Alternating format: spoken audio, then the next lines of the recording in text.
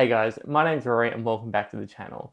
Today I want to talk to you about the gear that I use and the settings that I use and my workflow in order to take really good high quality professional real estate photos. So for those of you who don't know, apart from doing this stuff on YouTube, my main job is I actually own a quite a successful local production company where I film weddings, corporate real estate, and also do photography as well. And in this video, I'm going to focus more on the photography side of things, and I will make another video later that shows the video side of things when it comes to real estate production. So first of all, I'll just go over the gear that I use for my real estate photos, and it is very simple. It's right here.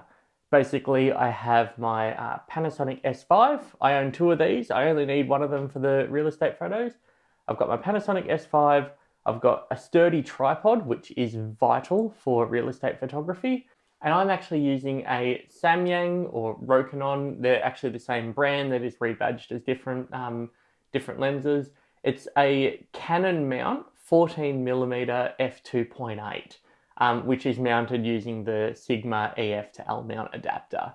So that's all that I use for taking real estate photos.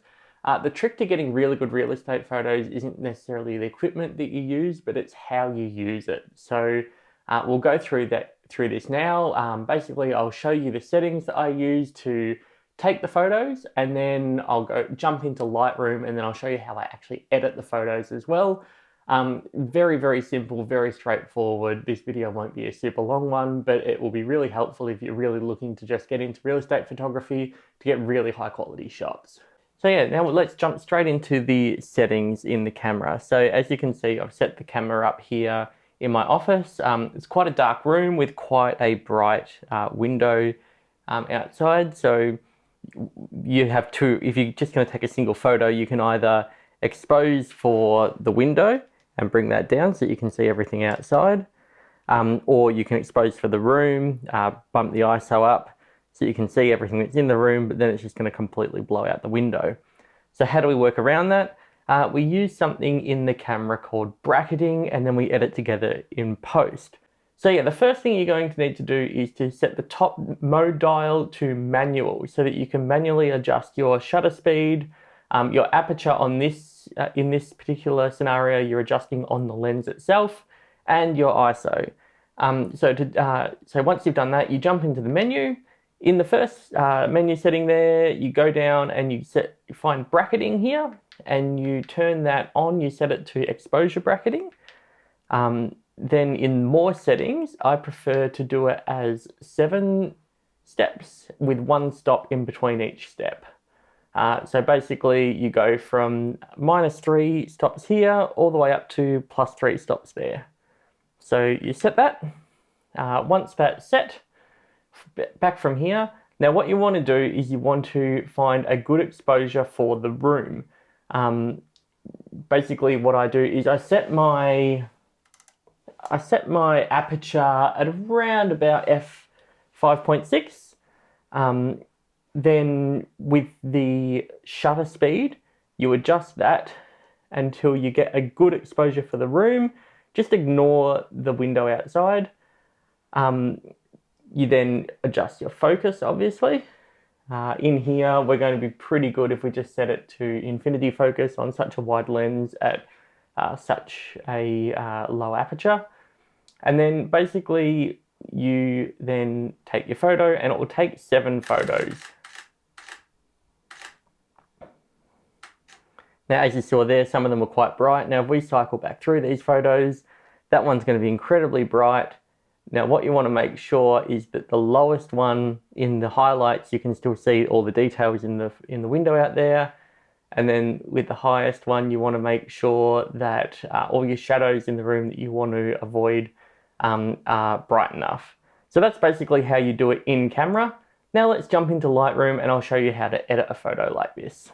Cool, so I've jumped into Lightroom here, and I've taken a photo, the one that I showed you right at the start of the film. This is the finished product, and these are the different bracketed exposure photos that I took to make that different product. So as you can see, there's 7 photos in there that vary in brightness. So what we want to do is we want to go back. We want to select all of these. So 1, 2, 3, 4, 5, 6, 7. Select all of those. Right click and press, go into photo merge and then click HDR merge. This will merge them all together. It'll take a little bit to get there. You don't need to see the preview. You can just click merge. Now, because I'm using a little bit older MacBook Pro, this is going to take a little bit of time. I've got the new M1 Max coming soon, so hopefully this doesn't take as long with that computer, but we'll just skip through the merge part. And yeah, so this is your end result. As you can see, there is quite a bit of difference between this one that I've finished and this one here. Now, the first thing I'm going to do is I'm going to do a bit of a crop in this, just to kind of get it to where I want it to be. That'll do. That looks like a good crop there. Now, as you can see, it's quite dark inside still and quite bright outside. So what I'm going to do first is I'm actually going to adjust the exposure so that it's bright enough inside, and it will blow out the window, but don't worry, we'll recover that later. So that looks quite nice. I'll bring these highlights down a little bit just so it's not quite as bright on the floor there. As you can see, like you're losing a little bit of detail on the floor when they're up. And I'll bring the shadows right up as well, and then maybe just adjust the exposure down just a little bit there. So that looks quite nice inside. But as you can see, the window is still completely blown out. You can jump into Photoshop and do this, but I'm going to do the cheat way, the really easy way, and I'm just going to jump in and do a brush. Basically, it doesn't matter if you go over the edges, and I'll show you why in a sec. So I'm just going to increase the size of this brush. I'm going to decrease the exposure so that I can easily see where I've brushed. We'll change that a little bit later. And then I'm just going to brush this window out. Like I said, doesn't matter if you get the couch, and you don't have to stay in the lines, because I'll show you how to easily change that in a sec. Cool. So as we can see now, the entire window is brushed out, and I've dropped the exposure, and we can adjust that mask now. We've basically created a mask within the photo, similar to what you would do in video. From that, you jump into the eraser, and we want to zoom in here. So what we're going to do is we're going to click so that the edge of the eraser is just against the edge of the window there. And then we're going to go down and we're going to hold shift and we're going to click again. And what that will do is it will create a straight line. And then we can just undo the outside. We're going to do the same along here and click again. Now this is very quick and easy. You can do this fairly quickly. You can jump through and do a lot of this fairly quickly. I'll show you what I do with the couch in a minute, because that I'll do a little bit differently. You can make the size of this brush a little bit smaller here. Now I find that if you can't quite get it right, you can make it a little bit too small and just do one side first and then the other side. I'll just get rid of some of that. Now we'll go and we'll do this side of the window, this side of the window, get rid of all that, get rid of all that, this part of the window, get rid of that on the floor, get rid of as much of this as we can. So we'll go kind of towards the edge. Now then what we'll do is we'll come in a little bit closer. We'll turn the feathering up on this. Now as you can see now, there is like a bit of an edge to that. And then we can kind of go around the edge and it will make it a little bit smoother, because obviously this edge isn't a hard edge. So it doesn't matter if it goes off the edge a little bit, because it's feathered, it won't be as noticeable when it's the end photo. And there you have it basically. Oh, there's a little bit there that I can see.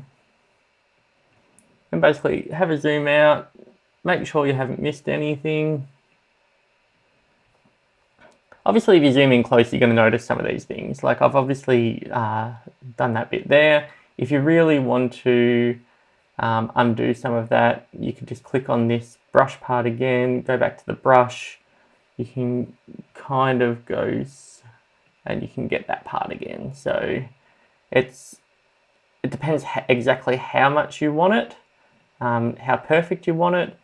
But for most real estate photos and stuff, it doesn't really matter too much, because they're going to be viewing it on a phone, they're going to be viewing it from a distance. If you were going to be doing something for someone that they needed it on their website, you'd probably take a lot more time to make sure it was absolutely perfect. But yeah, that's basically how I jump into Lightroom and create that image from the bracketed exposure. It's quick and easy. You can easily jump through the 13, 14 photos that a real estate agent is going to need in a very short amount of time and do that. So there you have it, guys. A nice quick one from me today. I hope you guys found that useful. If you did, please give it a big thumbs up and don't forget to subscribe for more Panasonic S5 content, as well as a few other real estate and wedding and corporate filmmaking tutorials and tips and tricks and reviews as well. So I will be doing more travel content once we can start traveling again. Hopefully sometime next year our international borders will open up and we have some big trips planned. But in the meantime, I hope that you guys are finding this kind of content useful, because I'm really enjoying making it as well. So yeah, subscribe if you haven't already, and I'll catch you guys in the next one. Bye.